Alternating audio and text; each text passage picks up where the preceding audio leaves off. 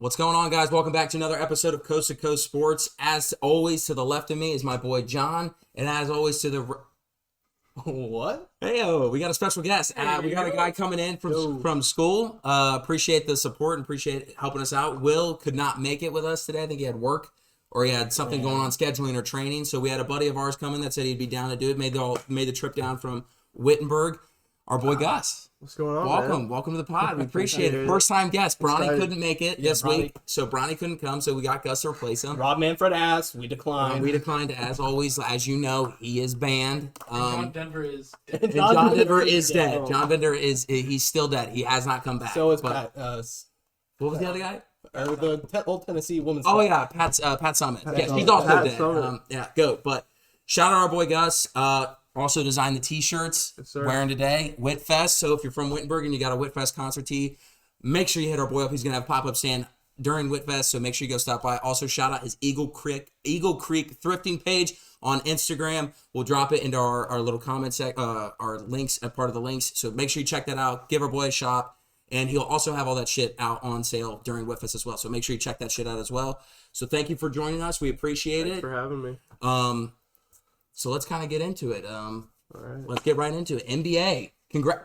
Congratulations to the season. Regular season has come to an end. Congratulations. We made it officially, finally. Had some trouble in the middle there, like around the holiday season with COVID and everybody sitting out and teams tanking or doing bad and all that stuff. Officially blew up the Lakers. They're terrible. They missed the playoffs. I know they were up in contention the last episode we posted. Officially out, but the play-in tournament is officially set, starting tonight, actually. This is coming at you Tuesday, the 12th. The Cavs and Nets, and then the Atlanta's hosting the Hornets. So those are the two playing games that we'll have, both Eastern Conference teams, to start us off. Going to be a lot of fun. And then we obviously have the Pelicans hosting the Spurs, and the Timber Pups is hosting the Clippers as well. So really exciting play-in tournament. I think all these teams are kind of evenly matched, to be kind of fair. I feel like, in past play-in tournaments, it's been like, oh, this team's just making it. Like, it'll be probably a blowout. But I think these are all kind of matched. I think the Hornets and Hawks are kind of on par. I mean, you have Trae Young going against LaMelo. Then you got Clint Capella going against, like, Miles Bridges and some of their other bigs. So it'll be a fun little series. I mean, what are your hopes for – what do we like about this play-in tournament here? Well, to start off, I don't like the play-in tournament. I think it's dumb. I mean, the NBA already has an issue. I mean, I'd say this all the time. The NBA has an issue of having teams under 500 make the playoffs. I think that's not fair. I think it's dumb. But I hope the Cavs make it out. I want a 4-game series against your Heat. Yeah, so really need the Nets to win tonight, and then the Cavs beat whoever they play, whether it be the Hawks or Hornets. So we get a Heat Cavs, so we can get the podcast, fuel to the fire. Little rivalry. Podcast. We might just have a podcast in the queue. We might have a podcast. So I might hit up. Who's your guy's under? Dan Gilbert. Dan Gilbert. Yeah, might hit up Daddy Dan.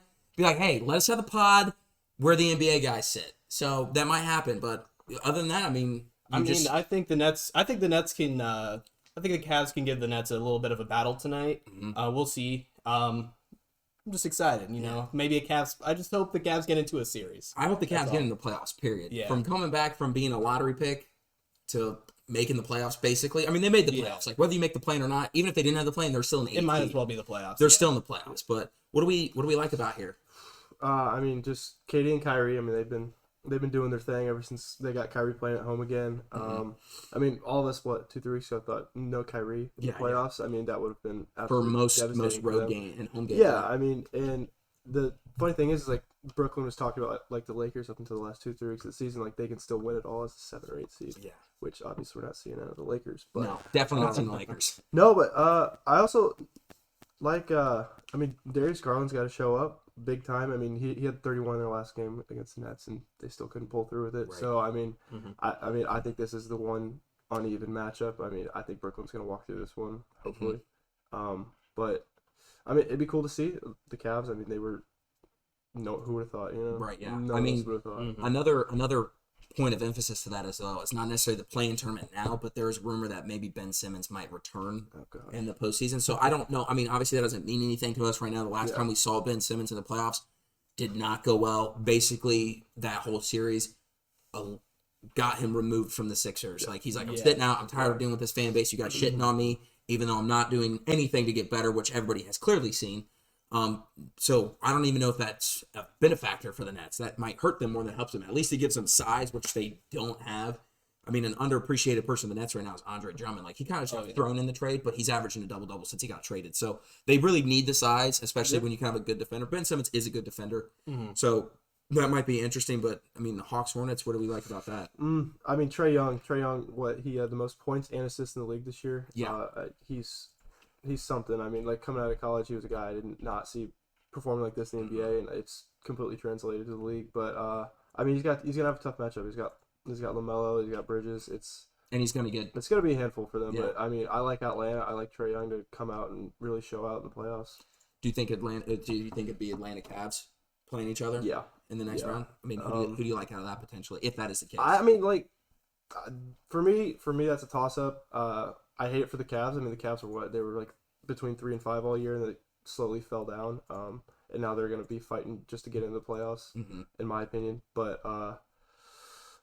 I mean, that game's a toss-up for me. I'm gonna go game of possession. Yeah, if I had to pick, I'd probably go Atlanta on that, just because Trae Young with the playoff experience, and like we saw what they did in the playoffs last year. Right. He was a monster. Exactly. Yeah, he's great. I mean, he's also built for, like, I think he loves the role. I think Trae Young might be one of the most hated players in the NBA. I mean, I don't have a problem with him. I don't hate him. He's never torched my franchise, so I can't hate on him. Right. But it's like, the fact that Yankees fans were leaving the Bronx Stadium against the Red Sox and chanting "fuck Trae Young," they need to have some psychology study done on the whole state of New York of what Trae Young did to him. Yeah. So I mean, he's definitely one of those guys where, like, I think you said it best. I would have never picked Trae Young to be successful in the NBA. Obviously, he was a stud at Oklahoma, and he's the only player to ever lead all of D1 men's basketball in points and assists and in the NBA. So he's the only person to ever do that. So that's pretty freaking cool. You don't do that shit by accident. No. You know what I mean? Yeah. So I think that, like you said, I think it'll be a great matchup, and it'll be an interesting. I think that, though, John can speak of this too, because, you know, big Cavs fan here. The loss of Jared Allen is clearly being shown. Obviously, he's been out since March 6th. Yeah. So is he the sole reason this decline is happening? I mean, he's got to be one of them. I mean, he's right? definitely probably the biggest reason. Cats have had some other injuries too, and some people miss like some games, but not like out a long time. But yeah, losing him, it was huge. I mean, you can see the decline from March. There's a time where we were the 2 seed. Yeah. Right behind your Heat, and then Slowly we just declined. So I think that's a really big reason why. So we'll see what happens in the play-in tournaments. I hope we just get in. And I'll be satisfied. I mean, if you get in, I mean, they say that the longer the season goes on for the Cavs, the more likely that Jared Allen's going to come back. So, and he's not far, not far. His timetable is still up in the air, but he's not far from returning.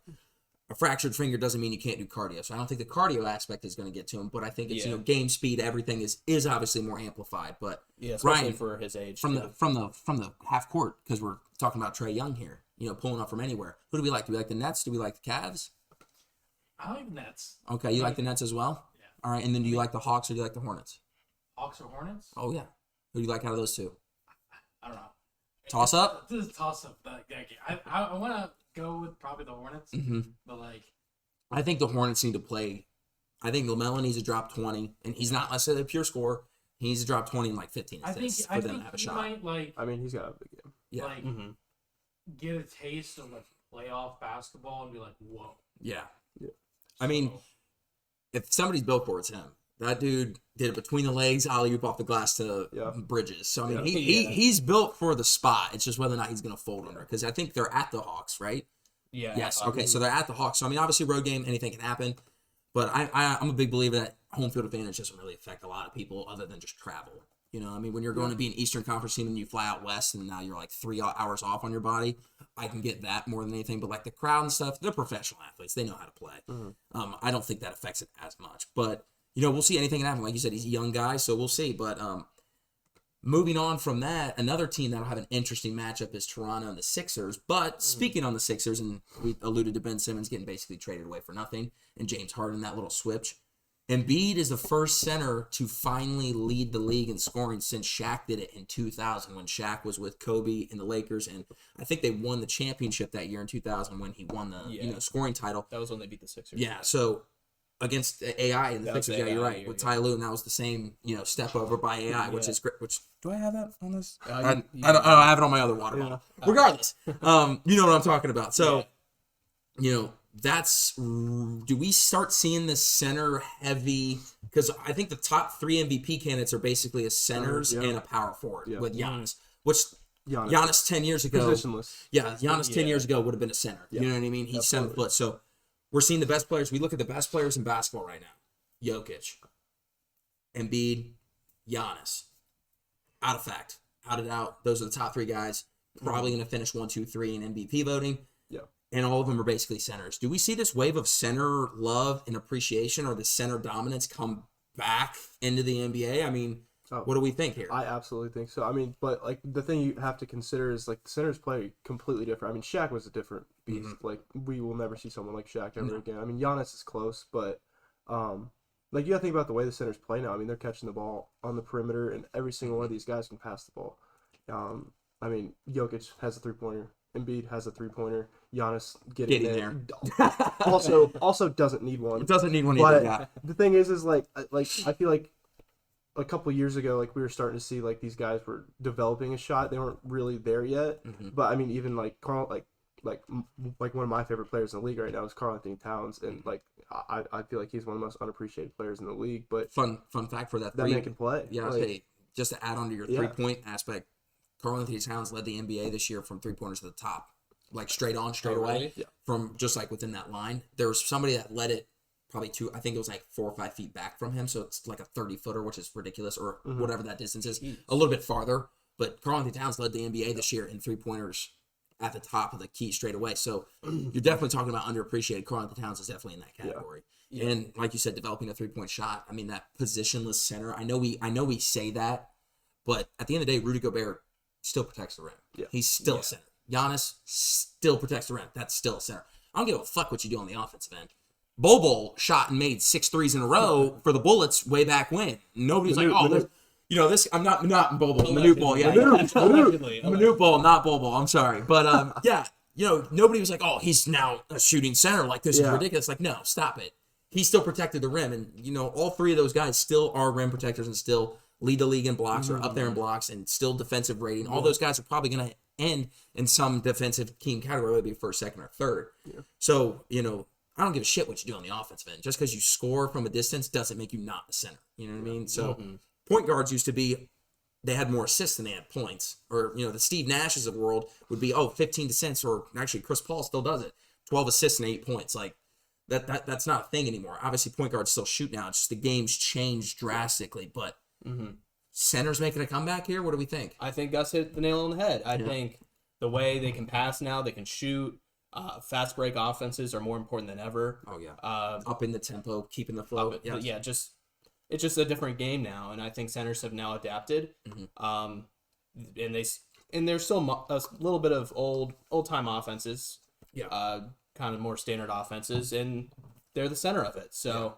Pun intended? Pun intended. Oh, I appreciate it. I love a good pun, so I had to. Oh my god. Yeah, so I agree. I think just they're more athletic now. Now that they can shoot, they're kind of catching up with all the point guards and shooting guards that are just spraying threes all day.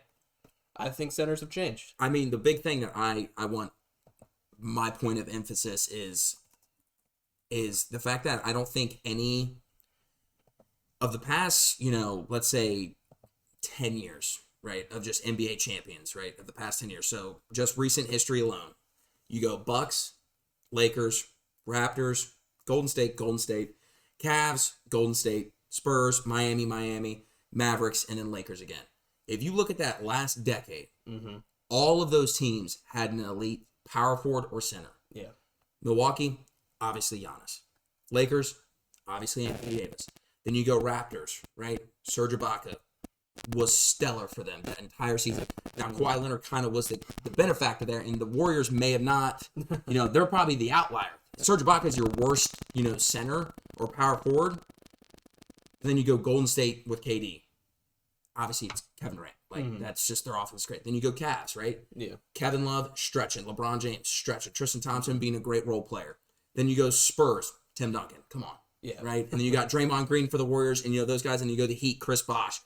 Chris Anderson. You have these guys, when you go through this list of teams that Dirk in 2011, Pau Gasol, these centers and power forwards are like the focal points of these championship teams. I still think, and we can go back even farther too. Mm-hmm. If you look at it, I mean, these teams, it's crucial to have a center and have a good center or a great center that's going to get you protection around the rim, score, and facilitate the offense, which all those teams did. And I think if you look at this year, like, obviously you need the other pieces because Jokic and I don't think the Sixers are going to make it out of these personally. Yeah, I mean, the Nuggets are missing Jamal Murray And Michael Porter Jr. Like, and the fact that like he has them a 4 seed, a 5th seed, yeah, something like that. 5 or 6 right now. I mean, like that's incredible. And like the thing is like that guy goes out there every single night and he shows up. And I mean, like one night he's got 15 assists, one night he's got 40 points. Right. So like he changes it up however he can. And like, 20 rebounds, whatever. Yeah, 15 exactly. Yeah. Like, and like he's just one of those guys. Like we haven't seen a guy like Jokic in a long time, and like he's one of those talents that people don't forget about anymore. I mean, like last year, the year before that, like kind of just went under the weather a little bit, but now, I think him and Embiid like have kind of proven like, I mean, you need a like center. You said, like the center's back, but I think it's going to be a little bit before we see like these guys win titles. I just don't think their team's there yet. Yeah, you know what I mean? yeah. I mean, like I mean, it's not there yet, you know. Like I would love to see Jokic do something in the playoffs this year. I see him getting one round in, but I mean, I think you bring up a great point. If you had Michael Porter Jr. and you had Jamal Murray, I don't know where I could see the Nuggets being a 3 seed or 2 seed, you know, or maybe even rivaling against the Suns and being a 1 seed, right? I mean, so I think they're right there with the Suns if they have a. So I mean, I think it'd be really interesting to see if them at full strength. I think Embiid's going to be kind of just held at bay with some of the weapons he has because he has good young talent, Thibault, Maxey, young guys, great players, great role players, but they're just not going to get you. They don't have the bench. Yeah. I mean, Tobias is a dog and he's a bucket and he's great on defense, but he's not going to get you up. James Harden is still up in the air on what he can do in the playoffs, right? I mean, when he has a good team around him, he was great. Then Chris Paul got injured, and then his team fell apart because he can't be the guy that just relies all on him, right? He can't be the one facilitating and scoring. Then you look at what he did with Brooklyn when he was the only one fucking playing for Brooklyn, it felt like, and then he got injured. So it's really hard to see what the Sixers to me are the biggest question mark in the Eastern Conference. I feel like you sit there and you look at the Heat, you look at the Bucks, you look at the Celtics, you're like, okay, Celtics best since All-Star break. Best offense, best defense, and I think best efficiency. Cool. You know what you're getting from them. They're the 2 seed, and by the way, nobody's talking about it, I feel like. So, I mean, I don't want to play the Nets in the first round by any means necessarily, just because of like what you touched on first. Kevin Durant, Kyrie Irving, and what their ability to do and stuff, but I think that center aspect is definitely becoming more, and I think the Celtics are going to feel it too because they don't have Robert Williams anymore. Yeah, at least until maybe the second round, and that's maybe a second round. So, and ever since they lost him, they've kind of teeter on their defensive aspect of it. Their offense is just making up for it because Jason Tatum is that dude, and Jaylen Brown is that dude. They're both really good players. So I think you'll see that center come back aspect. I think that if the Suns do make it out of the West, DeAndre Ayton is no scrub. Even a guy, great center, solid center. Heat make it out of the East, Bam Adebayo, great center, solid center. So you see a lot of these teams that are the best top 2 teams. I mean, Steven Adams of Memphis is fucking a dog. Jaren Jackson Jr., dog. Led the league in blocks. Led the league, and he's probably going to win Defensive Player of the Year. Should be, at least he should be up there. Yeah. But you look at these guys at the top of the table too; all have elite centers. So it'll be a fun playoffs, and it'll be really interesting to see how much the center aspect kind of takes into that. And I think that's just something we should be looking out for. But moving from one elite center to Embiid to a not so elite center and Anthony Davis, and I think I just kind of want to pick your brains here. I saw a tweet and a stat yesterday that Anthony Davis hasn't played 2 full seasons. In the past 2 seasons, hasn't played 1 full season in combined games. So basically, what that means is out of the 82 games last year and the 82 games this year, so 164 in total. Quick math. He's played less than 82 in the games that he's played this year. So I think he's played 76 out of the 162. Okay. So because of that, the Lakers are terrible and no bueno. No bueno. Frank Vogel is officially out. He's out of LA for about 2 minutes after his game ended with. He didn't even know. He didn't even know. Did you see the tweet where it was like, the Lakers. It was an ESPN. It was Woj. Woj bomb dropped It it. was like the Lakers plan to inform. Yeah, Frank Monday. that he will be back on Monday, and this was posted on like Saturday or something. Yeah. Plan to Yeah, we inform. know Well, the thing that was LeBron funny finds about it, players, yeah. so. The thing that I thought was funny They're about it playing is you sit there and Woj tweets that out 2 minutes after the Lakers beat the Nuggets in that overtime game where it's the bench versus their bench, Yeah. which was awesome because I personally, a little sidebar, I'm a big fan of like the last 10 games I of love the the NBA last 2 season games. because this is why I think the NBA is so much better than in college basketball. Those guys can play. You have the last 10 games of the season, most people are sitting out, are resting guys. And you're like, okay, you don't get to see the stars. But then you get to see like McClung, Austin Reeves, Malik Monk, and then you see these guys that you've never, Saquidi Bay, any of these guys that are playing in these games, drop. Victor Oladipo hasn't played damn near his best basketball. He dropped 40 points in the last game of the Heat against Orlando. Yeah. Just because he's like, he can't get in crack that starting rotation, which we're really good. So I don't, necessarily expect that. Yeah. But you could just see any guy drop 35 points, 40 A points. couple years ago, we saw Jamal Crawford with 52. Right, Like, right. I So mean, it's like, I love the last year because you see these guys just pop up out of nowhere Yeah. and then just drop, that guy just dropped 40. Like Austin Reeves, I think, dropped 31 points last year or something like that. 40 points or some shit. he had a triple-double. Yeah, he had a triple-double. And then Malik Monk dropped 41. They combined for 71. Like, I love the last 10 games of the NBA season for that purpose alone. I want to see a random dude that's been riding the bench all year go out there and just be like, I can also drop 42. Yeah, because it's not like these are bad players. Right. I think that's so funny. And JJ Redick talked about it on his pod, The Old Man in the Three. Shout out JJ Redick. on the With pod. Kevin Durant. He has a few more listeners than us. Okay. But he brought it up to Kevin Durant. He's like, I hate when people kind of compare college basketball and NBA. He says, because when I sit there and watch college basketball, you guys were running the same sets I ran when I was at Duke. Yeah. And that was 10, 15 years ago. Yeah. He's like, nobody in college basketball can just have a dude across from you drop 30 on any given night. Exactly. And he's like, that's a shit. He's like, you have so many different wrinkles and so many offensive weapons. And in college basketball, you just don't have that. Yeah.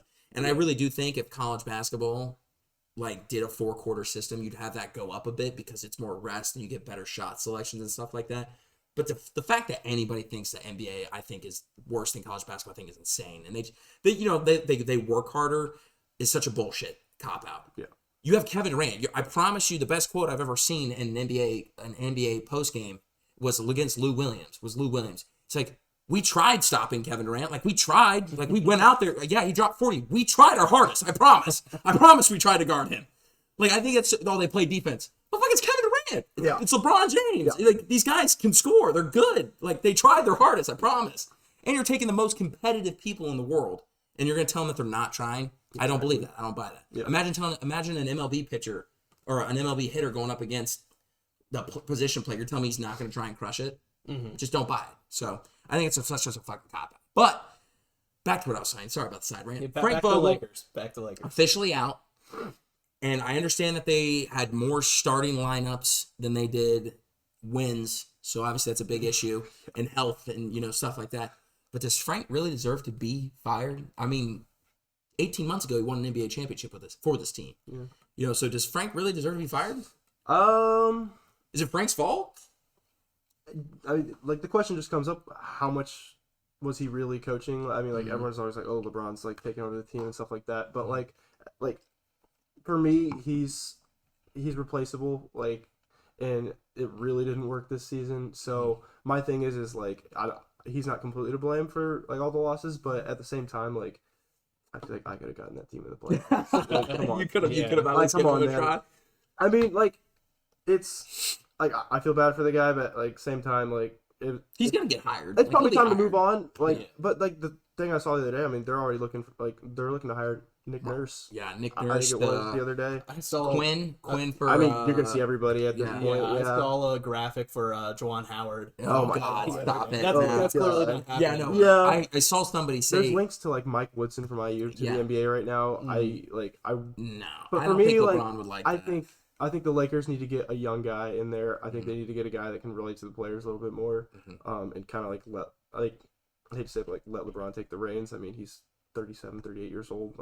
He probably already has taken over the reins, but at the same time, just let him do him. I mean, I saw a Mark Jackson might be in the I running. I wouldn't mind that. I mean, I would. I listen to that dude commentate on NBA playoff games, and I get they can't watch every game of the year. I understand that. He started but the Warriors. These guys have no idea what they're talking about. Like, oh, that's his motto. No, it's not.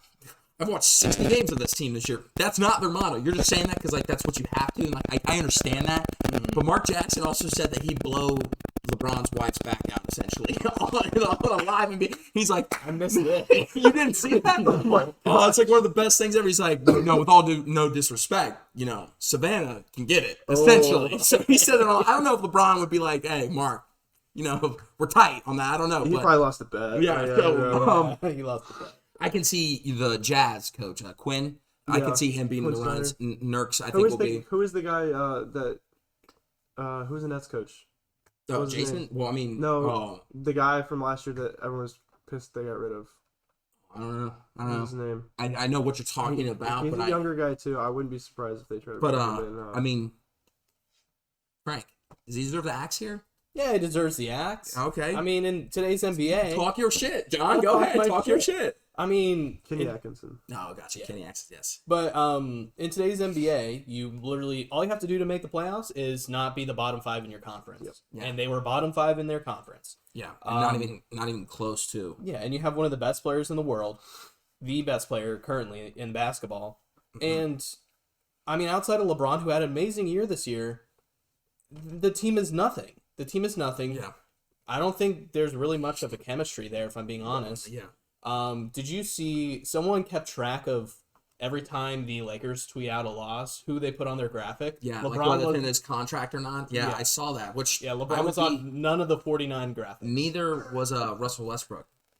Neither was Russell right. Westbrook. And then on the wins though, LeBron was like yeah.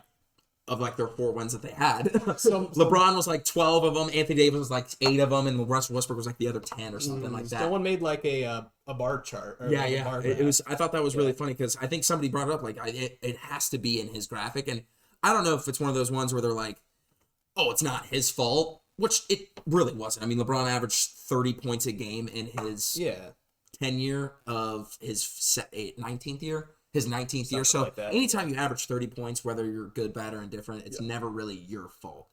But I was swinging back and forth on this of whether Frank deserved it or not, because I think Frank really put it really well, whether he said it or not, or if it was just like a fake tweet, because those happen. Shout out Ballsack Sports. He didn't put the team together. No. That's not his job. Because I think if Frank gets fired, which he did, the GM's got to go too. To me, you can't have one without the other. Yeah. Name a time where the coach gets fired and the GM's not right behind him. I mean, David Blatt got fired, and they brought in Ty Lue.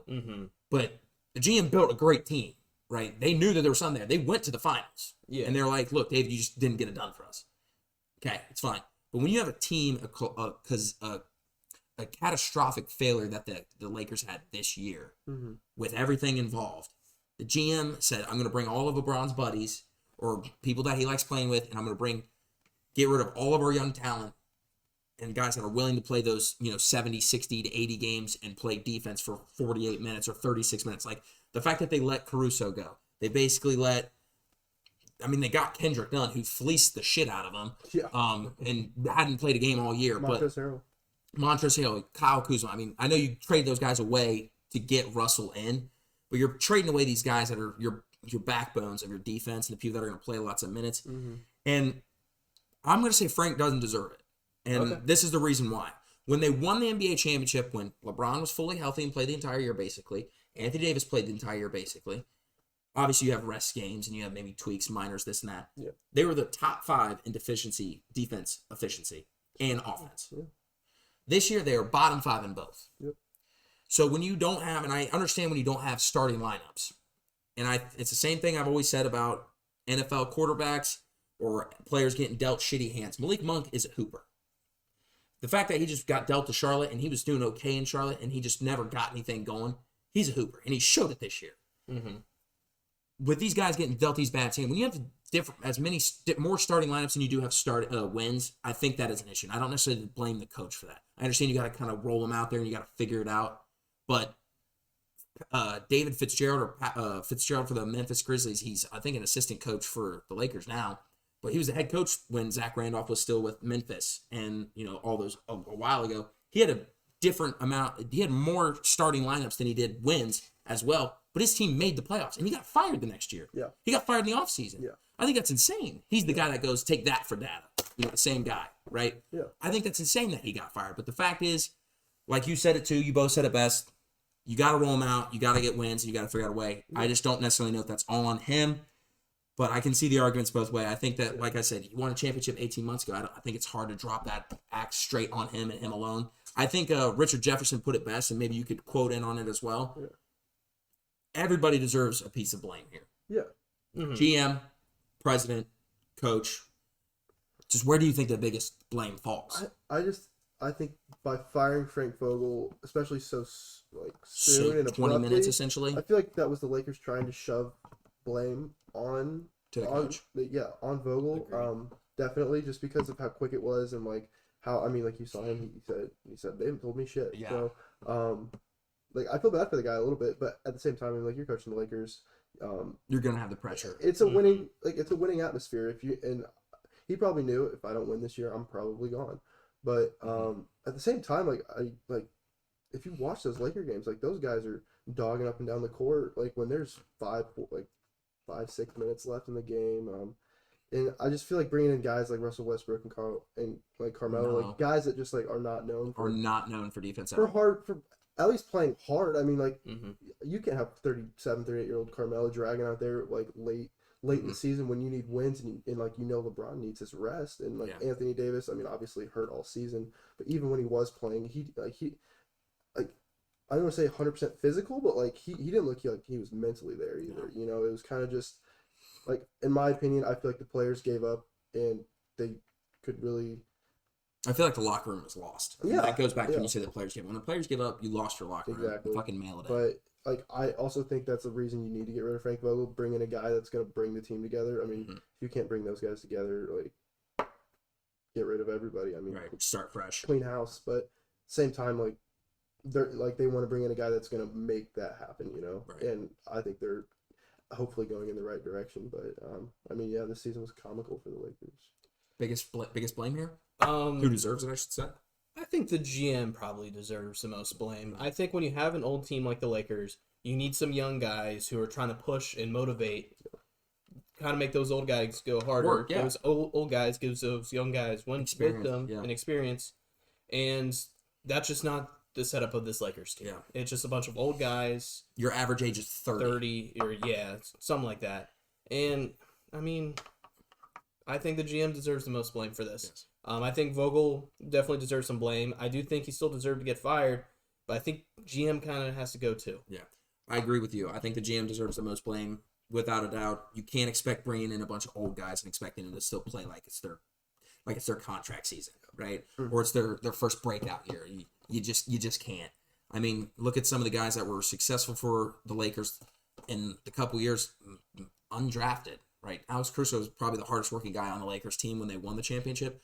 Came from Texas A&M, went to the G League, played for the Lakers G League for a couple years, and then made it, right? Yeah. So, and it came out of nowhere too. And he only honestly made it is because that was when LeBron popped his groin and had to sit out like 4 or 5 weeks, and that was still, I think Lonzo was still on that team and all those young guys, and that's the only reason I feel like splashed onto the scene. And like I think you said it best, you can't just assemble a bunch of old dudes and expect them to still play their hearts out. You have to have that happy medium balance. Like I think a great example is honestly the 2006 Miami Heat. Mm-hmm. They had Mourning, they got Gary Payton in there, they got Jason Williams. All were fucking old. All were old. Yep. But you had D Wade in his rookie year, and basically his still rookie contract, right? His drafted 2003, 2006. You had Shaq, who's exiting his prime, probably his last really solid year of basketball, last 2 years of basketball.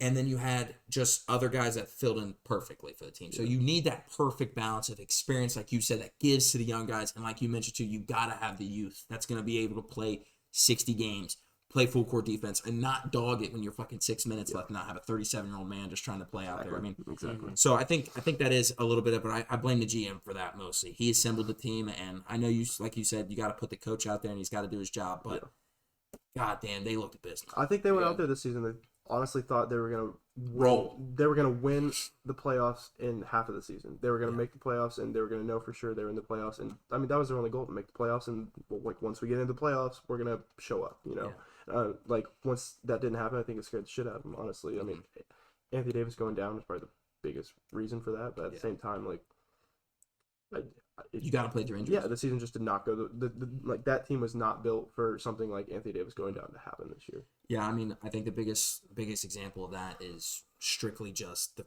the fact that when you're sitting here rolling guys out here, that you're like, who the fuck is that dude? Yeah. Like when you have guys checking in that are literally like, who the hell is that? I mean, dude? they signed Stanley Johnson in the middle of the season. Like, I mean, like, Jesus. he was honestly a little bit of a spark for him. I mean, Right. like, he showed up a couple times and he got his 10-day contract and built off of that. But at the I mean, same when time, like, if I would have told you 10 months ago, Stanley Johnson, you know. the best players on the Lakers this season will be LeBron James, by and large, no doubt. Yep. You'd be like, okay, that's fair.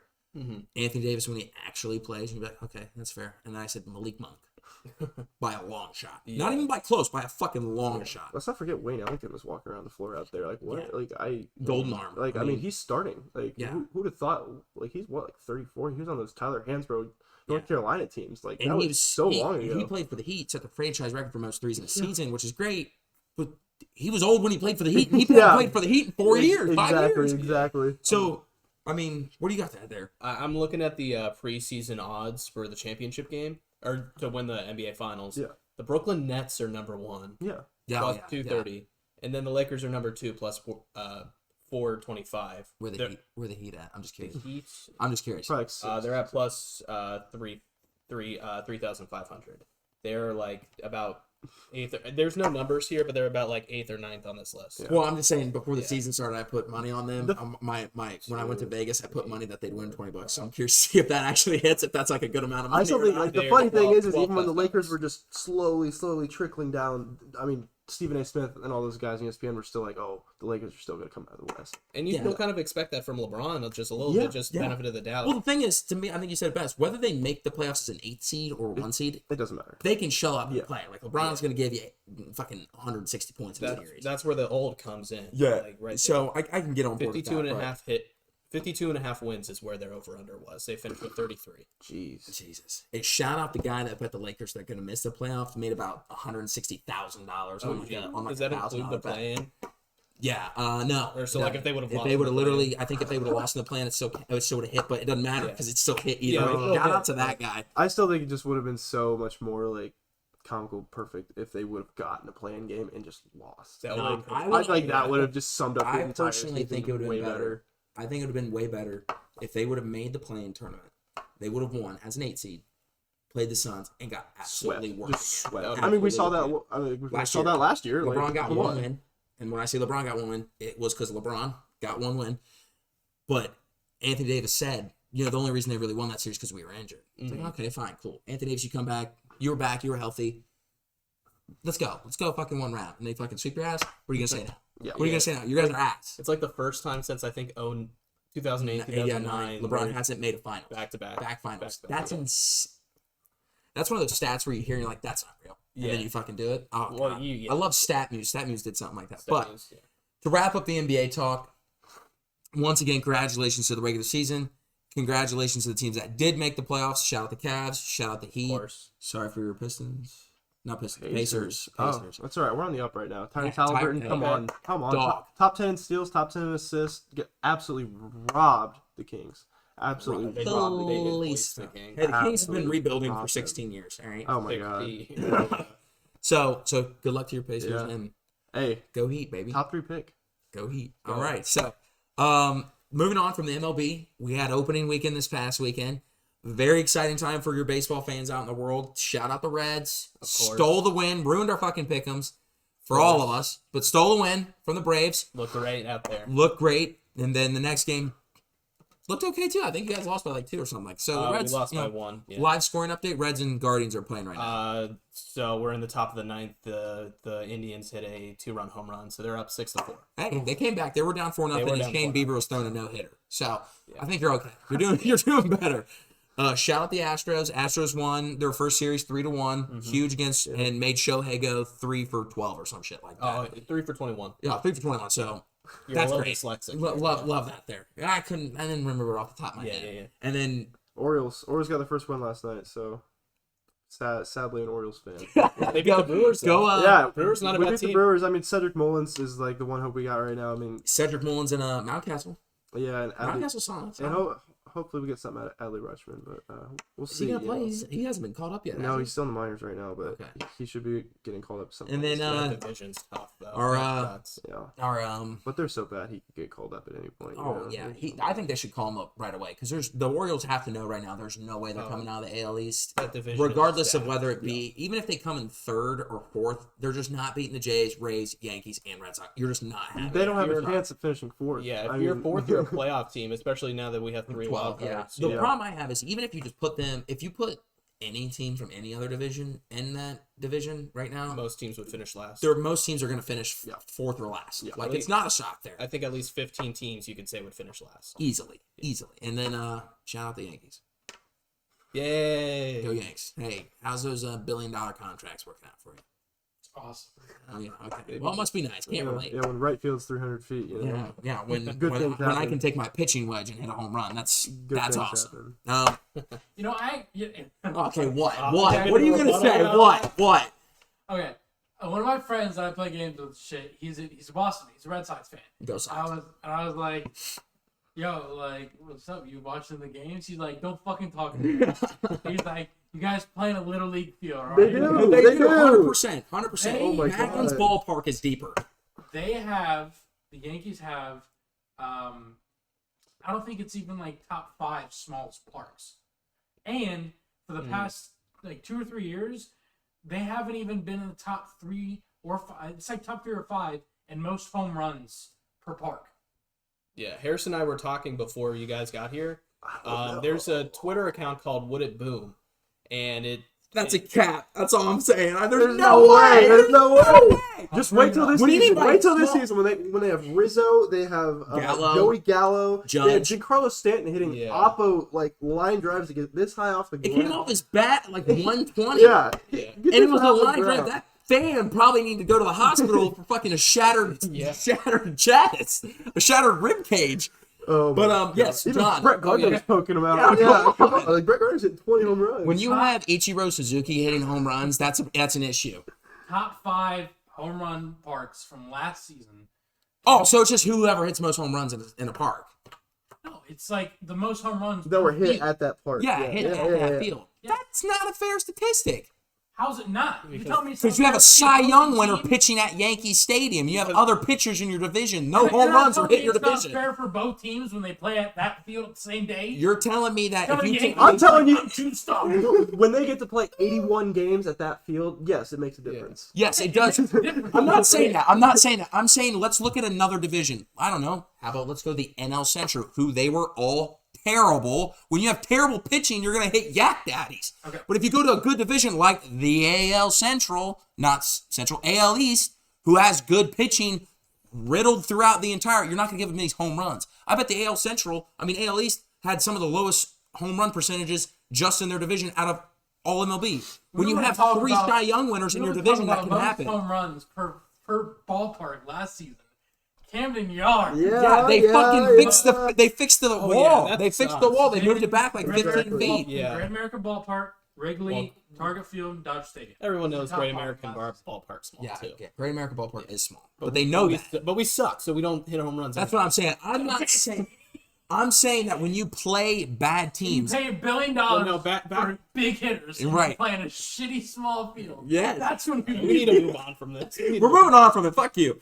Happy Open Weekend to all those that celebrated. We really appreciate you guys. But just to start things off, what did we love about this past weekend? John, hit me with some heat. I mean, I always love opening day. You have to love have opening day. At my place of employment, I have 3 visible TVs from my front desk. So I've had the Guardians and the Reds on all week. Love it. So it's just awesome to have baseball back. Just the day to day. You get games pretty much every day. Watch some Mets Phillies. Watch some Yankees Red Sox. Watch some Astros Angels. I mean, it's just awesome. You gotta love opening day. one of the best things in Yeah, sports. I mean, I love the first week of like NFL season because you get it's such a first long weekend of the tournament. I mean, March Madness to me is the best. It's like to me, it's March Madness opening day. Yeah, and then like opening day and then start of football is like right. Like I'm not a big football guy as much as I am my other sports, but like the start of the NBA season, NFL, college football, to me just aren't that as exciting because most of the time college football you love the team out you're playing, unless it's a great matchup, like unless it's Ohio State, like Oklahoma, like a good matchup. Notre Dame this year. Yeah, Ohio State, Notre Dame, like unless it's a good matchup, but like when like so Ohio State plays like FAU. Bowling Green, or like when Michigan play like Eastern Michigan, or you have Alabama playing Citadel. Week 13. They play every every year. So it's like a rivalry. Yeah, it's a rivalry for them. But Mercer. Mercer. So it's like when you play those type of games, I don't get as excited because it's gonna be a blowout. But I love opening weekend. It's so much fun. But what did you love about this past weekend? I'm just excited to see like all these players. I mean, Mike Trout's getting a full season. Just seeing him. Just seeing. As much as I hate him in our division, I hope he plays. I'm a thorough believer that Mike Trout is the greatest baseball player of all time. Okay. Not even up for debate, in my opinion. But I'm so excited for the Angels. The Angels had me excited. Show Ohtani's off to a slow start, but just like you forget how much you love baseball until it comes back. Yeah. But yeah, no, I think this year's gonna be. I think it might be a weird year. Like, there's a couple teams that like might sneak in there. Like, I'm really excited to see the Mariners this year. Oh yeah. I think some of the most exciting teams in baseball are in the Astros division, AL West. Rangers with Simeon and Seager getting their first look ats, and then you got the Mariners who uploaded everywhere. Eugenio, Winker, Robbie Ray. I mean, you got talent all over, and then you got Julio coming out, and then you have that other young guy. What's his name? The outfielder. Yes.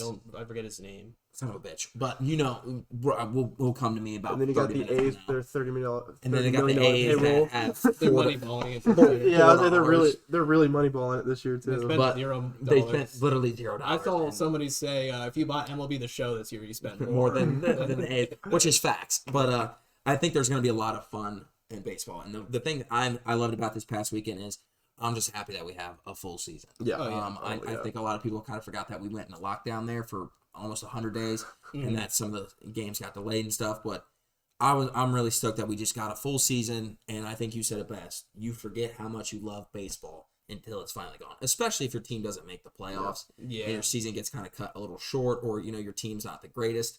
But it is just when it comes back that you just get this revitalized energy, because at this point you think, fuck it, my team might ball out. I know my team sold everybody and their mother. I know my team ball out. I mean, the Orioles and the Reds, not so much. We might finish third. Hey, but I mean, Yankees got Josh Donaldson. Who else? And Isaiah Kiner-Falefa. So, I mean, you guys are gonna ball. I mean, who wants Trevor Story or Carlos Correa? Not me. I don't want either of them. Yeah, why would you want them? I know, right? Couldn't be me. But couldn't be me. Who would have thought? Not me. Not me. We have Kyle Farmer. Let's go.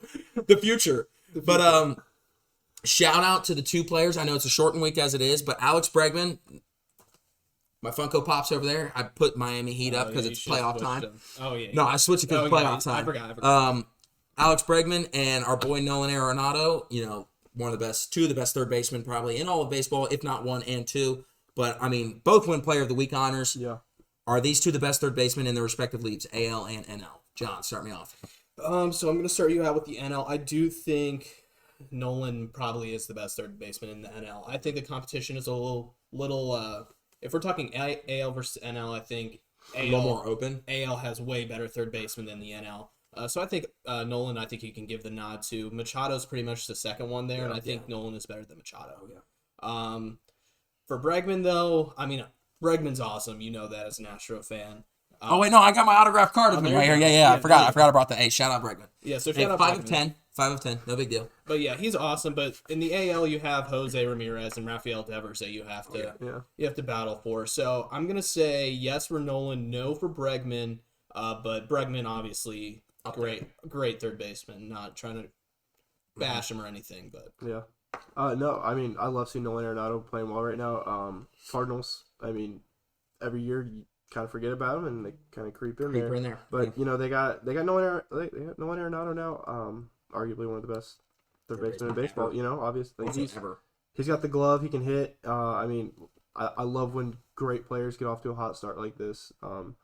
Hopefully looking for a great season out of him. But yeah, I mean they both just really showed out this week. I think Nolan was batting over 500. Like, just stupid. Yeah, a lot of players stupid. Right now they're just like, jeez. Jesus, Yeah. Colton Wong, not Colton Wong. Stephen Kwan. Oh my God, shout out no. our guy. Hit the Kwan. Did you see? What is it? He had 16 total bases reached. It was the most in 4 games. 15 probably through today now. 4. And then he broke Jay Bruce's record in 08. He got 13 and 4. Jay Bruce. Jay Bruce for the Guardians. He was on the Reds. He was a Oh, Red. Reds. Yeah. Okay. I couldn't remember. Yeah. Okay. He was with the Guardians. For But do you a little think? Do you think Bregman best AL?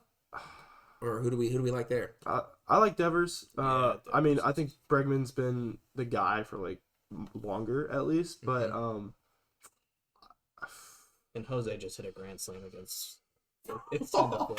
Hey, live update 10-4. Guardians running away oh from my it. gosh, yeah, I'd probably go with Bregman. He's just consistent at this point. Arenado, no, for me it's Machado. Okay. That's an Orioles kind of. Oh yeah, a little homegrown there. But, I respect that. You know, I respect that. Machado, he has his ups and downs. I see him bouncing back this year with Tatis out of the lineup for a little bit. He's really got to be the guy. But I mean, the Padres are scary. So I think for the Padres, I think they really think they can do it this year. So I think Machado is gonna hopefully show up and be the guy. So I'm gonna say right now, Machado. I think you all think that you think I'm gonna pick Alex Bregman, and I've got bad news. I'm not. I'm picking Jose Ramirez. Yeah. I love Alex There's nothing wrong Bregman. with He's the fucking dude. But Jose Ramirez is legitimately going to be an MVP candidate this year. He is he does it all. Listen, he does it all. He's great defensively and great offensively. Obviously, he just hit a fucking grand slam. He's still based. But the biggest thing that I have about Jose is he just absolutely gave Cleveland a fucking thrift store buy of a contract. Oh yeah, he could have gone somewhere else and gotten paid, but he decided he loves Cleveland. He's come out and said many times, "I love Cleveland. I love being here. I want to retire here." And he gave him a $124 million contract. Are you kidding me? For arguably the best third baseman in all of baseball. Yeah. He's finished top 3 in the MVP voting for the last 5 years, or 3 or 4, something like that. So I mean, I love Bregman. He's obviously he's my team. He's my boy, and that's homegrown cooking. But I'm taking Jose Ramirez. He's the best. He's the best in baseball, in all of baseball. Best third baseman in all of baseball. Even if you threw the NL in there. But I mean, I love him. I think he's great. He's great for Cleveland, and he's going to show his value again this year, like he does every year. And for the NL, I got to give it to Nolan. When you win 7 Platinum Glove awards in a row, or 8 in a row, or whatever the fuck he's at, you win a Gold Glove every year, and then you win the best defensive rating at all the positions combined. You don't do that by accident. I love Machado. I think he's solid. I think even Matt Olson isn't. Matt Olson's first base. Who was Oakland's other? He went to Chapman's with Toronto. Yeah, Chapman with Toronto. So I wasn't even going to add him, but I forgot that Olson's a first baseman and not the reverse. But I mean, Devers is great for the AL. You know, all the AL. I think you said it best. Has better third baseman by and large. But I mean, Austin Riley's no scrub. Solid player, but I think Machado and Nolan are better than both of those guys. Oh, yeah. And I think that I got to give it to Nolan. You don't win those awards and those gloves by accident. So, you know, it is what it is, but that we'll see how the year goes on. Obviously, Bregman struggled staying healthy, and Nolan could fuck up another platinum glove. I mean, I doubt it, but he'll be interesting. Jose, I hope, finally gets some respect that he deserves. If Mike Trout plays a full healthy season and is still Mike fucking Trout, Jose probably won't win it, but I'm hoping big for him. But Or Ohtani. I'd say Ohtani. The Angels with the 2 favorites right now, and Easily we still haven't favorites, seen Mike Trout in the playoffs. So. Right. Yeah, that's So sad. So sad for him. Get the fuck out. I mean, no, they got the 2 front runners for the MVP. They are literally the Los Angeles Lakers of baseball. Yeah, as facts. the Los Angeles Facts, Angels right facts. now. So if you can't get in with that team, you know. But going from the old heads and the favorites, probably going to the young guys, bunch of call ups, and I think a lot of those call ups are happening because of the new draft rules of that if you play these young guys a certain amount of games, you get another like pick 2, a Rule 5 draft or some shit. You get like another draft pick. So AL, let's start with the AL. All the young guys getting called up right now: Spencer Torkelson, Jeremy Pena for the Astros, Torkelson for Spencer for the Tigs, Bobby Witt Jr. the Royals, Julio Rodriguez for Seattle, our guy Spencer Kwan for Steven. Stephen Kwan. Not Steven. Spencer. See, I can't even get it right. I'm Put some sorry. respect on his Stephen name. Kwan for the Guardians, playing out of his mind right now. Yeah. And some others, obviously. There's How some did he young hit today, guys. by the way? You know, other guys are. He got You at still have least it pulled up? he got at least one hit today. Stephen Kwan had one hit, one run. Yeah, that's big for fantasy. I picked him up my fantasy. You got him? I picked him up You on my got him? fantasy. Yeah. I want to tell me something about that, you know? But, you know, obviously you have a bunch of young guys everywhere. Those are some of the favorites to probably win AL Rookie of the Year. And, you know, even you got some pitchers, you know, some guys that are going to sprout up there as well. So, Yeah. out of the young guys getting caught up with the AL, who do we like? Who do we think's going to win Rookie of the Year for the AL? I can start. I am tempted to pick Stephen Kwan so much. I am. But I do think he's going to fizzle out just a little bit. Yeah, I think the hype around Bobby Witt Jr. is just too strong. Made a great play over the He weekend. made a great play. He got the game-winning RBI in the opening day against the Guardians. Yeah. Sorry. So I just think the hype around outside of those couple of plays, not the best opening series that you wanted to see, but I think he'll kind of come around here. I think he's kind of more of he's a safer pick than Stephen Kwan, in my opinion. So I'm going to go with Bobby Witt Jr. Okay, and he's the odds-on favorite to win it anyway, too. So you're not the only one. Yeah. Who do we like? Bobby Witt. He's one of those guys. And you share a last name. You should have brought that up. It's spelled differently, but yeah. just and yeah, that's which, kind of. I mean, he's like my cousin. I think. Basically, We're like twice removed. Yeah, twice removed. He's got all the tools. I mean, he's like he's got a glove. I saw he had 8 errors in 130 games in the minor leagues. He batted over 300. He can hit for power. He can steal bases. He can hit for contact. Also, he was batting over 400 during spring training. Yeah. So I think that kind of proves he can do it against a little better guys in the minor leagues. But yeah, I mean, we've seen like a lot of these Rookie of the Year guys are going to guys that have really all the tools and are Kind showing of a 5-tool player. Yeah, you know, 4-tool at least. But I like Bobby Witt Jr. I want to bring up Adley Rutschman also. Okay. But just, He just definitely as an should be Oriole, brought up. he can hit for power. He's one of those guys. Like he was one of the best players in college baseball. He's the first overall pick in the draft. And like the way the Orioles are right now, I feel like he's gonna get a lot of time. Of course. Like probably 120, hopefully over 100 games. But I mean, he's played 160 minor league games. He has 25 home runs and over 100 RBIs. So I think he's one to at least watch out for. He's good value for money if you're a betting man, I guess. Yeah. But he Especially if it hits too. yeah, I still like Bobby Witt Jr. just because he's going to get a full season under his belt, but hopefully we don't see him fizzle out. But I just the way like he's a 5-tool guy, and until he proves that he doesn't have it, I think he's got it. I heard an oh shit. What? The Cavs are down 40-20. Damn, that's huge. That's huge for me. Huge for me as a fan. Huge for me as a fan. Oh my God. You heard it here live. Cavs right now are down 40-20. Anything can happen, but our boy Gus did say, I think we made our picks before we did make the picks before the start as well, and our boy Gus did say that the Nets will probably dog walk the Cavs. So as right now, that's hitting. But to me, I'm not going to pick Bobby Witt. Yeah. Mainly because I think it'll be a little bit of a transition. Obviously, the great players figured out and the good players figured out as well. Yeah. He's playing third this year. He's not playing shortstop. Now, Alberto Mondesi might get pushed back to third if Bobby catches on here. But I think when you're playing out of your position and when you're going against better, competition, it might. I think about 40 games in the season when teams start picking up what a young guy can't hit or can hit. Yeah. They're going to start adjusting that. So I'm not going to pick Bobby. He already had the hype around him.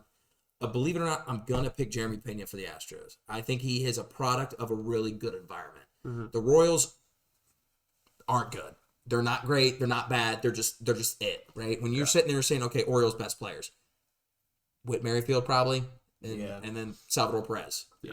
And then you're going Bobby Witt. I think it's hard to be one of the best players on our team so quick. Julio Rodriguez is obviously an odds-on favorite too, but he's one of their best players too. When you're just thinking that kind of going into it. And then the Tigers are just same thing with kind of the Royals. They're not great. They're not in best circumstances. Jeremy Pena can hit 8th, 9th, or 7th or 6th, in that lineup. But because we have so much top-heavy talent on our team, that we're probably going to be eating in the later series your 4th or 5th, 6th pitcher, and then like your 4th or 5th, 6th bullpen guy. So I think he might be a product of a great environment around him that he's going to benefit off the worst pitching and, the quote unquote worst pitching as the series Tired go on. arms, Yeah, tired arms, fatigue season, stuff like that. And he's also in a position to really succeed as well. So I think that is why I'm picking him more than anything. I think that if you look at the top favorite guys, Bobby Witt, Julio Rodriguez, Spencer Torkinson, Stephen Kwan, Adley Rutschman, like those guys aren't on great teams. Yeah. I think they're on. Some of them are okay. Like the Mariners, big question mark. Could be great. Yeah. But when you look at their teams offensively, like if Kyle Lewis comes back, I don't know if Julio gets the nod every time. Yeah. They might just bump him to right field, left field. But Jesse Winker just came off the best season of his life ever and is a top 5 outfielder. Yeah. Okay, so he's on your team. Then you obviously have Ty France, who balled out for Seattle last year. So, and then obviously Seager retired. And then you have Eugenio Suarez is no scrub. I know you don't like him. He's a scrub. I know you think he's a scrub, but He's a scrub. anything can happen. Homer So today. I'm gonna give the nod to Jeremy because Yeah. it's just the environment. My that only he's got. question with a guy like Pena playing for a great team like the Astros is there's little room for error with that. Oh, yeah. So like you see with a lot of rookies, they kind of fall off a little bit in like mid-season. So like I would hate to see him like fall out of the lineup because of that. But at the same time, I think you're right. Like he's gonna have like a good ball club around him, and like he's got other guys in his lineup that are really Gonna pick up that slack. Yeah, but at the same time, like he's gonna have a little bit higher expectations playing with a team as good as the Astros. So. We'll see. I think it'll be fun. And getting to the NL now, I think the AL has maybe a little bit more exciting prospects around than the NL does. I think the NL has maybe 1 or 2 guys that I think are really fun or like really to pop. But NL, who do we like? I'm gonna go a little home cooking here. I'm gonna go with the 2nd overall pick in the 2017 draft. I'm going Hunter Green. I love that pick. Love that pick from you. He mowed down the world champs in his first career start. I mean, he hit 100 miles per hour twice in his first at bat. Faced. His slider was nasty. His changeup was good. And he made the Braves look silly. He did let up 2 home runs when they were already up 5-1 or 6-1. But I think he's only 22 years old. He showed no signs of trying to do too much or nerves. He was just got to get a little bit more bullheaded. movement. Got to get a little more movement on his pitches, but I think he's great. He had some movement on his slider on whenever he pitched. I think Tuesday Sunday. or something like Sunday, something like that. Sunday. So, I mean, I'm gonna go with Hunter Green. Reds go back to back, and our rookie of the year. Who we like? I think this is easy. I think Seiya Suzuki walks away with it easily this year. He's what you call a rookie For the quotes. MLB, yeah. He hit over 3 or he was a career over 300 hitter in Japan, over 200 home runs. He's shown already he has no problem adjusting in the major leagues. I think we're starting to see a trend of these guys coming over from Japan, and they really just have it. Like they're not getting over here by accident. So. For me, I think it's easily going to be Suzuki. I think he's going to hit well. I think he's going to have no problem translating to the league. Like he's already shown it right now. He had 2 home runs today. He started. I think he's at 4 now. So he's batting over 400. So I mean, obviously we're a couple games in the season, but for me, it's easily Suzuki. I think I might be in agreement with you there. I think another dark horse person, and I'm just going to pick him differently. I think Suzuki's the odds-on favorite, in my opinion, out of this group. But CJ Abrams for the Padres. With Tatis being out, it's going to give CJ a lot of room to grow here, and it's going to be like you said for Pena. There's very little room for error. If he does catch and he plays, I think they'll just bump Tatis to right field, and they'll keep CJ at short and just let him kind of grow there and just be. You think Tatis at short? Does he play any other position? Yeah, he plays right field. It's his secondary Or not position. Tatis. Oh, CJ? Yeah, CJ. Couldn't tell you. I'm assuming he does. He's probably talented enough to play other, but Tatis, I could see them bumping. They got rid of Pham this past year in the offseason, now plays for the Reds. Yeah, and he sucks. Hey, give him some time. He's on my fantasy. He's Give like him some time. right now. But, I could see them bumping Tatis to right field. And, shout out our guy, Fantasy Edge. Also, he kind of agrees with me. He's there. He's a buddy of mine. Okay. And he has Bobby Witt also winning the AL. And for the NL, I think he has hold on, let me check. He has Byron Scott for Philadelphia. So I think that Byron Scott is a sneaky pick as well. But I think CJ Abrams might walk away with this as well. I love the Hunter Green pick. I think there's going to be a much more closer race for the NL than there will be for the AL, because I think one person for the AL is going to catch, and it's just not even going to be fucking close. Yeah. I think it's going to be like the Randy Arozarena, where it's like, which even though he played like 40 games, but because he was under 130 at-bats, because he played in the 60-game season, he was allowed to fucking be Rookie of the Year, which makes no sense to me. But it is regardless. Like you said, I think. But if I had to pick, I'm going to pick Suzuki. He's not over here by accident, and he's old enough, he's experienced enough to know how to play in these type of games.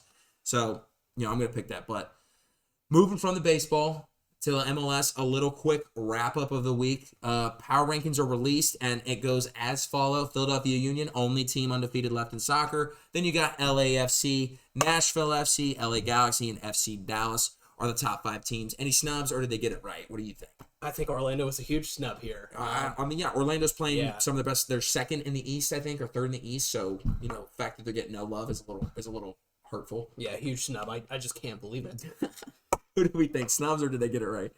I think they got it right. The only thing I think the way they did get it right was they didn't move the Galaxy over LAFC. Mm-hmm. That was a game that was not the best refereed. Yeah, I feel like definitely. I think LAFC is still the better team. The Union, until they lose, they're gonna stay there. And then FC Dallas, I mean, they have Jesus Ferrer. Young guns. He is young guns and gross. I love to see. They also probably got goal of the year. Oh yeah, I absolutely love to see the men's national team players showing out. Oh And, yeah. I mean, when Ferrer's on the field, they're hard to beat. So yeah.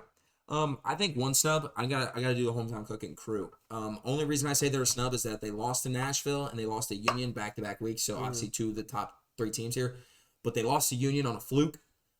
Room dropped the ball in the goal essentially, and we held them scoreless and it was in the 90 seconds. So we held them fucking scoreless for the other 89 minutes of the game, 88 minutes of the game, and we held Nashville to a 1-0 loss, and we dominated Nashville in my opinion. We had more shots on goal and all the things that kind of matter. So I think the crew should get a little bit more love. They only dropped to 7. They were 5 last week. So it's not like they got it like completely snubbed, but it is, a little bit of a snub in my opinion. But that kind of wraps up everything that we wanted to talk about in the sports world. So thank you for that. And let's get to the picks of the week. Like John said before, we started these picks before this podcast. We had these already submitted. So the Nets and the Cavs serve no purpose as of right now. And there's probably a live scoring update in here somewhere. So you probably could see it. But games we think we should look out for are obviously the playing games. We mentioned it before. Cavs at Nets today. Clippers at T-Wolves also today, but they're the later game. Hornets at Hawks, and then Spurs at Pellies. John first, Ryan? We're going Eric first. Eric first. Yeah, we're doing Eric first. Let's go over our last week's. Last week's. Okay, so last week's pick'ems. I went 6 of 10. Yep. John went 6 of 10. Eric went 6 of 10. And Ryan, big winner, 7 of 10. Congratulations, Ryan. You know Congratulations. It was the first game last week that we picked. Yeah.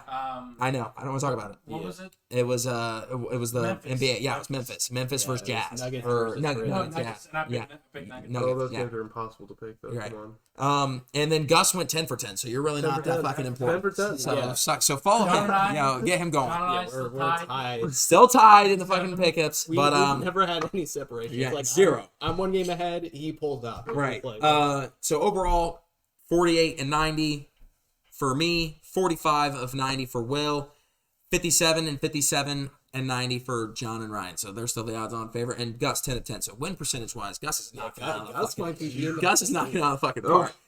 But let's get to the picks this week. John first. No, Will first. I'll do Will's. We got Will's picks for him, even though he's not here. Yep. Will pick the Nets over the Cavs.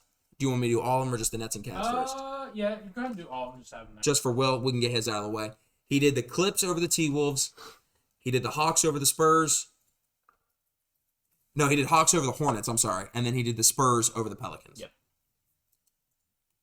And then, John, are you good for that? Are we good to move on? Yeah, go ahead and move on to John. All right, Do about John. that game now.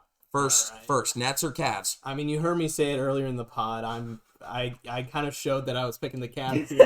Yeah. Unfortunately, Gotta I picked stick the with it. Cavs. You got to stick with it. I got to stick with it though. To a fault. To a fault. Cavs are not back. Cavs are okay right now. Yeah, they're Just just give them a second. If they were injured, they'd be back, and that's a fact. That is true. So unfortunately, I picked the Cavs. Gus, who do we like, Nets or Cavs? I said Nets. He said I Nets. love the Nets. Kyrie's already got 13 and 4. KD's got 8 and 6 right now, and they're what? Yeah, they're 12, they're 12 You gotta minutes love in. the Gotta love the Nets. I can't, they're. We picked before, I swear. Yeah. I picked the Nets as well before. I agree with Gus. I agreed with Gus. Gus, as he said before, Kyrie being back and being able to play is going to be huge for him. But Ryan, you picked the I Nets picked as the well. All right, so I'm glad we got that one out of the way. John, back to you. Clips or T-Wolves? This is where I make up this game right here. I'm going with the Timberwolves. I just don't trust the Clippers. Timberwolves, I mean, home court, I think in the NBA doesn't really mean that much. But I think it means a little bit. So I'm going to go with the Timberwolves. Timber Pups. Gus, do you like the Timber Pups or do you like the Clips here? I love the Timberwolves tonight. Anthony Edwards had 48 the other night. Karl Anthony Towns, like you said, I mean, he's doing it all right now. And I think we're going to see playoff P once again show up and not show up. Show up and not show up. I respect that. Little disrespect for Paul George, but, I like Timberwolves. I like the Clippers, and for the reasons that you mentioned, exactly, is the Clippers are 6-1 with Paul George being back officially, and I think playoff P is only an issue when another superstar is there. Because before Kawhi got back, Paul was dropping 30 points easily in that first round of the playoffs 2 years ago or a year ago. So until Kawhi comes back or whoever, then playoff P I think is a factor there. So, but I don't think it'll be playoff P. He's had all this rest. He's got no excuses. He's feeling good. So I'm picking the Clips. Ryan, who do we like? Do we like the Clips or the T-Wolves? I went the Clips as well. Hey, that's how we think it. This is where I make this game. Oh, buddy. This is where I either catch you or get crushed because I think we have all opposite picks. John, who do we like next? Hawks versus Hornets. Who do we like? So I was against the whole BBB, big baller brand. Love it. Huge fan. To a fault. Now I'm paying for it. Because LaMelo Ball is awesome. So I'm going with the... I was about to say New Orleans Hornets, but it's the Charlotte Hornets. Shout out New Orleans. Yeah. New Orleans Hornets. All right. Gus, who do we like? Do you like the Hornets here? I mean, he said it all. I mean, I love LaMelo Ball and the Hornets, but at the same time, I'm not going against Trae Young tonight. We saw what he did in the playoffs last year. This guy shows up when he needs to show up. So I like Trae Young. I agree completely with Gus, and that's the reason I picked the Hawks as well. Trae Young's going to show up, and he's going to show out. It's that simple. Ryan, I should trade the gang, or do we pick the new LaMelo? The LaMelo wave. Ooh, Miles Bridges going to lead the dunks. Oh, yeah. So you guys are basically just going to fucking play tummy sticks together over here. All right, that's cool. Last game for the NBA, Spurs at Pellies. John, who do we like? Do we like the Spurs or do we like the Pellies? I have a hard time going against Popovich in the playoffs, especially against kind of a weird Pelicans team. Very odd team. Very odd Pelicans team. So I'm going to go with the Spurs here. Okay. Gus, who do we like? Do you like the Spurs? I'm on board. I mean, it's just, for me, it's too hard to go against Pop, and this is probably going to be one of his last seasons. He broke the record recently, so I think he's going to take advantage of the bad Lakers season this year and him being able to sneak into the playoffs. I like DeJounte Murray and the Spurs as you should, to take down the Pelicans. And then I'm going to actually go against, I think, you two at least. I don't know what Ryan's picked, but I'm going against the Spurs and what me and Will are on the same page here, so we high-five me for Will. Will always high-five me. Or no, he went Spurs. He went Spurs. Oh, never mind. Fuck you. Yeah. I'm going to say Pellies. I go against Eric too, so I'm going to go Pellies here. I love CJ McCollum. I love Brandon Ingram. I think those guys are going to play lights out because they always show up when it matters. I mean, CJ McCollum's basically revitalized his second half of his NBA season with the Pelicans, so I like this Pellies, and I'm going to take the Pelicans here. And then Ryan, last but not least, Spurs or Pellies? Be a Pelican for me. I want Spurs, bro. You guys. Your boy DeJounte. The best accident that ever happened to me. I think a horse or a cowboy would Bro, absolutely smash a Pelican. Smash a Pelican. But I will say though, hey, shout out to me. I won our fantasy basketball league this past weekend. Shout out to me. First. You win too? No. You're sitting next to No. My dad with his second straight undefeated season. No. You're sitting next to a football and hey, also shout out. First of all, we didn't mention last week. Shout out John for winning the March Madness bracket. Did we? Oh, we did. Okay, never mind. But thank you. Scratch that. Thank you. Moving on to our baseball picks. Guardians at Reds tomorrow, not tonight. So not the Grand Slam, but tomorrow, not tonight. Who do we like? Do we like Guardians or the Reds? I'm gonna go with the Reds. Nick Lodolo's making his first MLB career start tomorrow. I think the Reds rebound from their bad loss today. The Guardians are a pesky team, though. They get a lot of these weird hits, so they're a pesky team to play. And I'll do Wills at the end to make it easier for everybody. Do we like the Guardians or do we like the Reds here? I like the Guardians for the reason that he said. I mean, first career start, typically don't go well, but yeah, I mean the Guardians are hot. I mean we just heard Grand Slam in the ninth, so I'm gonna go with the Guardians. I think they keep it rolling. I'm in the same boat, just as like you guys said. Guardians as well for me. Hard team, hot team right now, so ride the hot hand. So best teams that start good. So Guardians for me. Ryan, Guardians or Reds? I'm going Cleveland as well. All right, cool. And then Will is also going Cleveland. And I'll do all of his now. Is that easy for you? Just do how we just did it. All right, cool. All right, next game, Braves at Padres, April 15th. Who do we like? Do we like the Braves or do we like the Pods? I'm going with the defending champs. I'm going with the Braves. I think Padres without Tatis, it's kind of hard to pick them right now. Yeah. I think the Padres Too are much still of a question mark, right? Yeah, and they're still a good team. I just trust the Braves more. Okay. Who do we like? We like the Pods or the Braves? I'm on the same boat. Braves. Without Tatis, the Padres are kind of a different team. They're off to a decent start right now. I think they're 2-2. But the Braves, they look pretty good so far, and got to back something up. So, yeah. I'm in the same boat as you guys. I think you guys both hit it on the head. I'm picking Braves. Ryan, who'd you pick? I picked Braves. Awesome. Cool. Champs. Well, Will is the only one that picked the Padres. So Will's sticking with the Padres. He thinks that C.J. Abrams is going to be the truth. He told me on the phone. We waiver wired. No big deal. Next game, Astros at Mariners, April 15th as well. Or shout out the Mariners. Shout out my girlfriend. That's how she says it. So I don't know why, but it's funny as fuck anyway. So the Mariners. So Astros at the Mariners. Who do we like? April 15th. April 15th, I'm going with the Astros. They're just too consistent. They're off to a really good start this year. Maybe the best team in baseball. I'm going Astros. Spite pick. I'm taking the Mariners. Taking the Mariners. Okay. Mariners as well. I mean, Robbie Ray, I don't know if he's going to play that first series or not, or if it depends on their rotation. But Yeah. He could be. All this depends a lot on rotation. Who's Of pitching, course. who's not, but Then give me out there. Give me the hometown cooking. I'm taking the Astros as well. Playing really consistent baseball, really strong baseball. The one game that we lost out of our 3-1 start was a close game anyway. So give me the Astros. And then Ryan, who we taking? I'm with Stros. Roll Stros, baby. Proud of you. Hometown cooking. Hometown all the way cooking. down in Texas. All the way down in Go, Texas. go, go. And then Will also pick the Stros. And then last but not least on our baseball picks, April 17th, the Easter matchup that everybody's been waiting for. Twins at Red Sox. Absolute lights out. 2 new shortstops, 2 new teams. Basically the main reason I picked this game. Should be a lot of fun. Who do we like, Twins or Red Sox? I mean, this is a toss-up for me. I'm going to go with the Red Sox. I think there's a better Catholic population in Boston than 100%. Minneapolis, 100%. and it's Easter Sunday, so I think I'm going Red Sox. God, I might change my pick just for that. Gus, who do we like here? Well, that was just I didn't even think about that. Yeah, right. But, God is on their side at this point. No, I think I'm not really liking the Red Sox pitching rotation right now. It's pretty weak, but I'm gonna go Twins. I think Byron Buxton's gonna, he's off to a decent little start, and for me, he's a MVP favorite. So I'm gonna go Twins. Going Twins.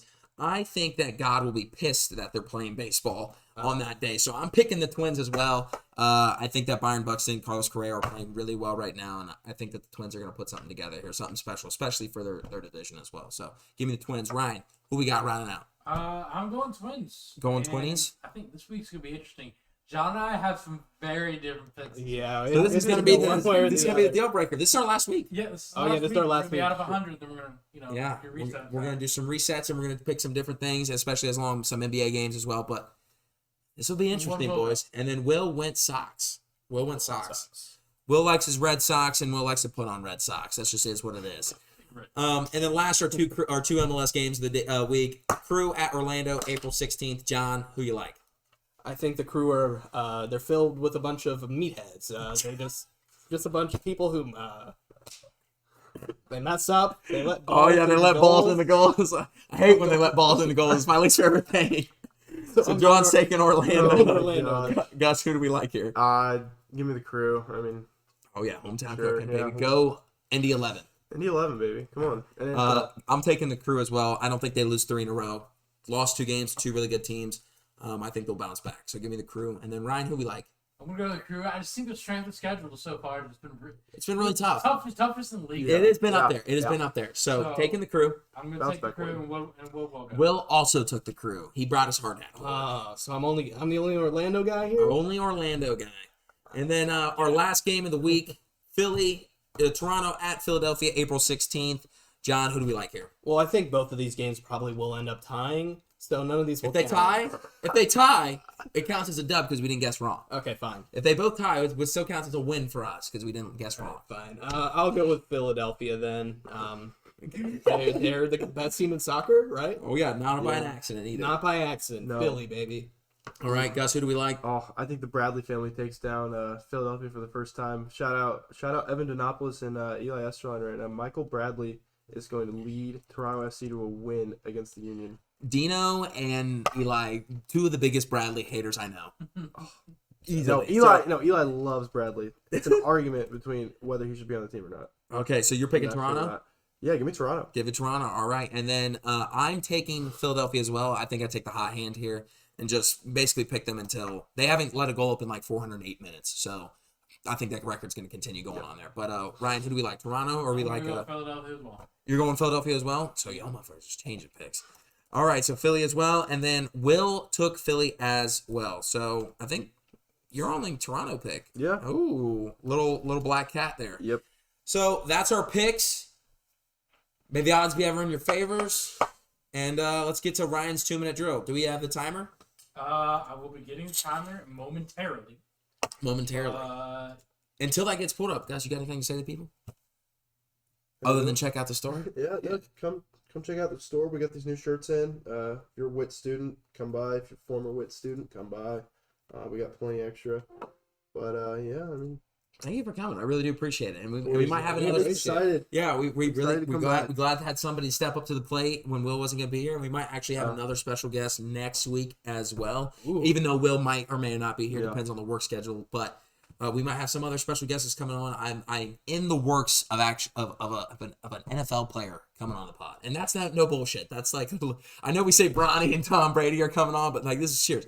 A person that was picked up Fred. in the NFL and is on a really good team right now, and is hoping to break into the league and actually be really part of the franchise. So hopefully that's coming in the works as well. So I got something, and I got some other people potentially coming in as well. So stay tuned for that. And Ryan, are you ready with your stopwatch? I am ready. All right, quick hits as always, 2 minutes. Try and get these questions in just to give a quick little brief thought of what you think.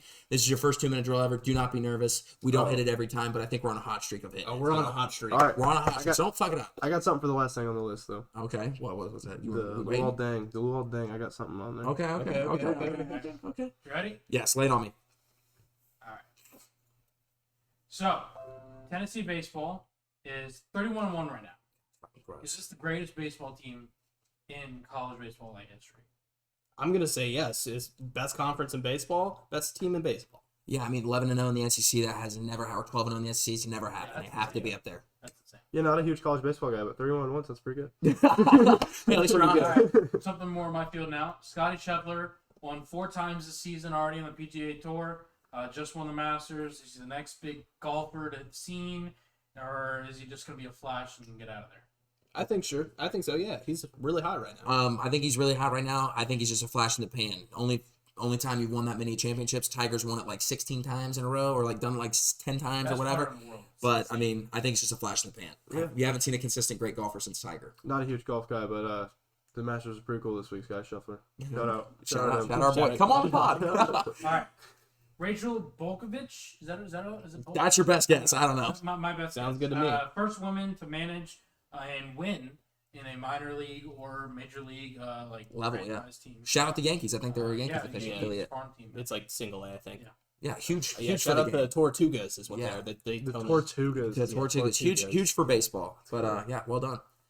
All right, and then Roki of the Japanese Baseball League throws a perfect game with 19 strikeouts. Gross. Tied the record. Do we continue to see this, grow in Japanese baseball players coming to the MLB? Yeah. Showing out. I think so. We don't show them enough light, and they do things like this. Like Shohei Ohtani, pun intended. I like what you did there. I think Gus said it. Unintended. Gus Unintended pun. Gus said it best earlier too. I mean, these guys aren't here by accident. So I Okay, think we yeah. got 15 seconds No. left. Oh fuck! Hurry up. Lakers are finally done paying Luol Deng. He fleeced them for 5 years. Best in history. Oh no! Look up the Silnos brothers. The St. Louis Spirits former owners they have made over $800 million on the NBA. They signed a contract back in the day. They got 1/7 of every team's TV revenue. They Okay, made so not biggest fleece. $800 million off of the NBA. Look it up. Jeez. So not biggest fleece. I was gonna say biggest fleece. Were you gonna say biggest fleece? As far as I knew, yeah. I was wrong. Look it up. I didn't know that. So not biggest fleece. Thank you, Gus, for enlightening us that. But but did we make it or no? Oh, yeah. It was close. It was close. All right, cool. Yeah. Hey. Good job. Good job. Everybody take a look into that. Good job. So that wraps up the show. One thing I do want to say, though, What? Before we get done. You fucking. No, what I'm about to say, you're Yeah, go on. really upset. Okay. You're gonna be really upset. Dwayne Haskins, rest in peace. Oh yeah, why is this not a definitely. part of the 2 Yeah. minute? No, Not I like the didn't want to biggest thing bring in us down. sport. I don't want to bring us down. I don't want to bring us down. I mean, yeah, we don't need it. Definitely Very sad for Dwayne Haskins. T's and P's. We talked about him. It was like the week before too. Yeah. I We think talked about the mentioned him. Steelers or whatever. Yeah, Yeah, they should pick him yeah. up. So Dwayne Haskins. yeah, T's and P's, and looking out for the Haskins family. Obviously, he was huge for Ohio State and huge for like the Ohio State community. Obviously, we've seen some murals pop up around campus, especially in front of the shoe.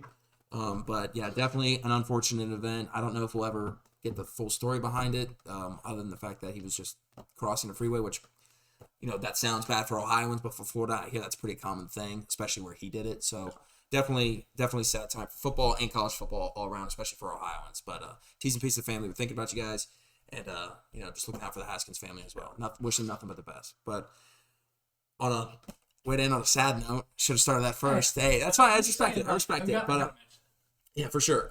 But that wraps up our episode. Thank you so much for joining with us today. We really do appreciate it. Once again, like, subscribe, share, let your people know that we're doing this stuff and getting the sports information out there. Obviously, comment what you like, what you don't like. Tell us what you want us to talk about. We'll work it in some way possible, I promise. Once again, check out the WIT thrift store guy here, Gus and the boys, Eagle Creek Thrifting. We'll put it in our links in one of our comment sections area, Instagram page and what he's got coming. And check out WITFest t-shirts as well. Yep. Who's coming this year? Oh God, what's his name? It's a DJ. Skizzy Mars. Yeah, Skizzy Mars. I love that. I love Skizzy. I said I like a few Skizzy Mars songs. Put in the comments if you know who Skizzy Mars is. I know 2 songs. He'd much rather be Grateful Dead. That's all I'm saying. Oh God, he's a deadhead. Yeah. But thank you so much for hanging out with us. We really do appreciate it. John, you got anything to say to people before we leave? No. Have a good week. Go Cavs. Go Cavs. Go Cavs. Gus, first time. Do you have anything to say to people? Cedric Mull just hit a grand slam. Oh, that's my guy right there. Ryan, anything to say to people before we leave? Go Scotty Scheffler. Go Scotty Scheffler. Last thing I got to say, roll Heat, Eastern Conference. Hopefully we roll through everybody and we make it to the NBA championship. Cavs. Hopefully we play the Cavs so I can go to a game. But once again, Gus, thank you for joining us. We really do appreciate it. Thank you guys for hanging out. We'll see you next week. Peace.